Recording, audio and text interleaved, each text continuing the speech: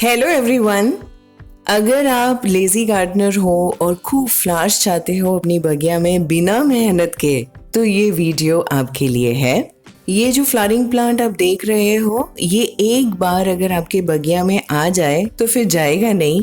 एक तरह से हम कह सकते हैं कि ये बिल्कुल ढीठ पौधा है। ये फ्लावरिंग प्लांट का नाम है मिराबिलिस जलापा। इसके कई नाम हैं, जैसे संध्या मालती, गुलबख्शी, गुलाबास, marvel of Peru, beauty of the night.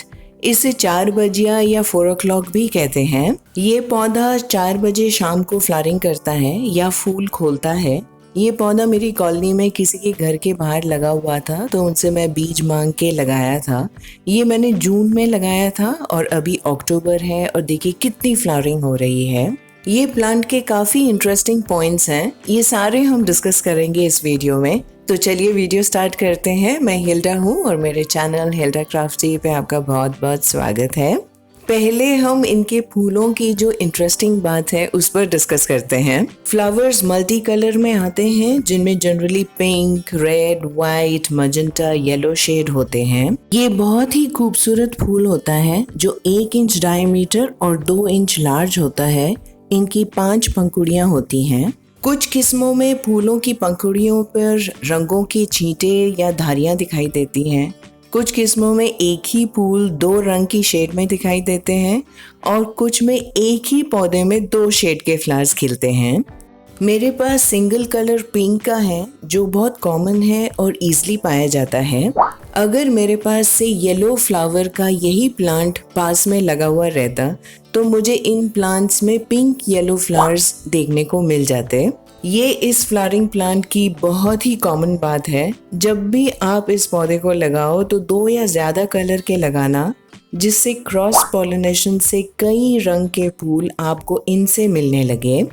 चलिए अब बात करते हैं कि इसका नाम 4 बजिया क्यों पड़ा है। क्योंकि शाम के लगभग 4 बजे इनके फूल खिलते हैं और सवेरे के 8 बजे तक बंद हो जाते हैं। तो ये कितनी अनोखी बात है कि शाम को अगर आप मंदिर जा रहे हो और आपको फ्रेश फ्लावर्स ऑफर करने हैं भगवान को, तो आप ये फ्लावर्स अर्पण कर सकते हो। इनकी फ्लावरिंग की बात करें तो अप्रैल से स्टार्ट हो जाती है और चलती रहती है, पर जब बरसात शुरू हो जाती है तब जबरदस्त फ्लावरिंग होती है। विंटर सीजन आते आते फ्लावरिंग इसकी कम हो जाती है। कड़ाके की सर्दी में दिसंबर में प्लांट लीव्स गिरा देता है और डंडियां रह जाती हैं। डंडियां इनकी टूटकर गिरने भी लगती हैं, पर घबराना नहीं क्योंकि जड़ों में इनके ट्यूबर्स रहते हैं। तो आप उन ट्यूबर्स को ऐसे ही मिट्टी में पड़े रहने देना, तो फेब में इनके फिर से नए नए प्लांट्स आने लगेंगे। अब इसकी सनलाइट रिक्वायरमेंट की बात करते हैं, तो इसको फुल सनलाइट में लगाना। मैंने इसे घर के बाहर वाले गार्डन में लगाया है। यहाँ पर 5-6 घंटे की इसे डायरेक्ट धूप मिलती है। इस प्लांट को बहुत धूप चाहिए होती है। शेडी एरिया में ये पौधा ग्रो तो करेगा, मगर इनकी कलियां जल्दी खिलेंगी नहीं, क्योंकि जब तक इसको आइडियल टेम्परेचर नहीं मिलेगा जो इसकी फ्लावरिंग के लिए ज़रूरी है, चाहे 4 भी बज जाए, इसकी कलियां खिलेंगी नहीं। अगर इसे पॉट में लगाया है तो इसके लिए वेल ड्रेनिंग सॉइल बनाएं, वाटरिंग थॉरली करें, ड्राई होने के बाद ही पानी दें, थोड़ा फर्टिलाइज़र दें, जैसे आप बनाना पील फर्टिलाइज़र ऐड कर सकते हो। जैसे आप देख सकते हो इनके फ्लावर्स बंचेस में आते हैं। इनकी स्टेम वुडी नहीं होती है, मतलब कि इनकी ब्रांचेस में लकड़ी नहीं बनती। इसकी रूट्स काफ़ी डीप चली जाती हैं, तो पॉट इसका कम से कम 8 इंच का सिलेक्ट करें। पानी की बात करें तो ज़्यादा मत देना, इसमें ट्यूबर्स नीचे रहते हैं जो गल जाते हैं अधिक पानी देने से। मिट्टी मॉइस्ट रखें।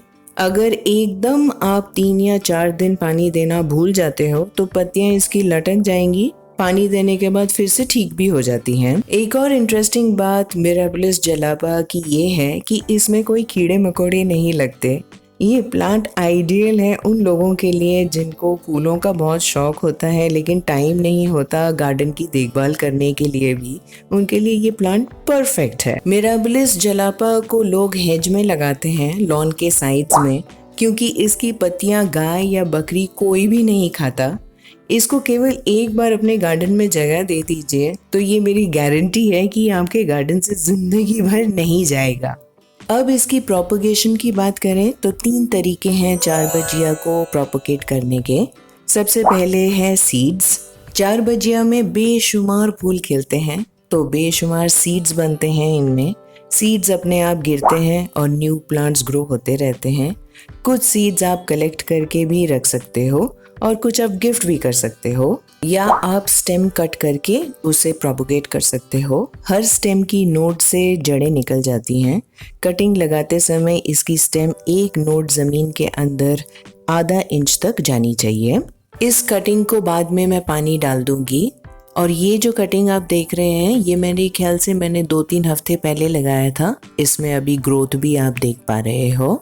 ये प्लांट 2 या 3 फीट तक ग्रो हो जाता है। इनकी ब्रांचेस सॉफ्ट होती हैं क्योंकि इनकी ब्रांचेस में लकड़ी नहीं बनती, इसलिए ये पौधा जब ज़्यादा लंबा हो जाता है तो एक साइड झुक जाता है, जिसके कारण इनकी ब्रांचेस खुद ब खुद टूट भी जाती हैं। ये स्टेम प्रोपगेशन से बहुत जल्दी और आसानी से लग जाता है। और तीसरा तरीका है, हम इसे ट्यूबर्स से प्रोपगेट कर सकते हैं। विंटर में डोरमेंसी में चले जाता है ये प्लांट। ट्यूबर में सारा न्यूट्रिशन स्टोर किया जाता है और स्प्रिंग में फिर से न्यू ग्रोथ शुरू हो जाती है। ये कभी ना मरने वाला प्लांट कहा जाता है। आप चाहें तो इनके ट्यूबर्स मिट्टी में से निकाल के आप रख सकते हैं, जैसे आप कोई लिली का बल्ब रखते हैं उसी तरीके से। और जब स्प्रिंग आएगी तो आप फिर से मिट्टी में डाल सकते हैं तो ये ग्रोथ अपनी दिखाना शुरू कर देगा। इनके ट्यूबर्स अदरक की तरह होते हैं देखने के लिए। एक और इंटरेस्टिंग पॉइंट ये है कि चार बजिया का मेडिसिनल वैल्यू है। कुछ प्रोसेस से औषधि रूप में कन्वर्ट किया जाता है, बट नेचुरल रूप में इस प्लांट के सारे पार्ट्स विषैले होते हैं। और चार बजिया में बेशुमार फूल खिलते हैं तो ये पॉलिनेटर्स को अट्रैक्ट करता है, जैसे मधुमक्खियाँ, तितलियाँ, हमिंग बर्ड्स, ये सब बहुत आकर्षित होते हैं इस प्लांट की ओर। तो ये प्लांट आपको कहीं भी मिले तो आपकी बगिया में ज़रूर लगाएं। बिना मेहनत के आपको फूल मिलेंगे। ये किसी भी तरीके की मिट्टी में लग जाता है। ये प्लांट आपको नर्सरी में आसानी से मिल जाएगा, 20-25 रुपए का मिलता है। हाँ, इनके फूलों में कोई खुशबू नहीं होती। इनके फूल ट्रम्पेट शेप के होते हैं। इस प्लांट के कोई नखरे नहीं है, एकदम ढीठ प्लांट है। इसको आप अपने बगिया में ज़रूर ऐड कीजिए और रंगों से भर दीजिए। बस आज के लिए इतना ही। फिर मिलूंगी आपको एक नए वीडियो के साथ। तब तक bye bye, take care and I love you all.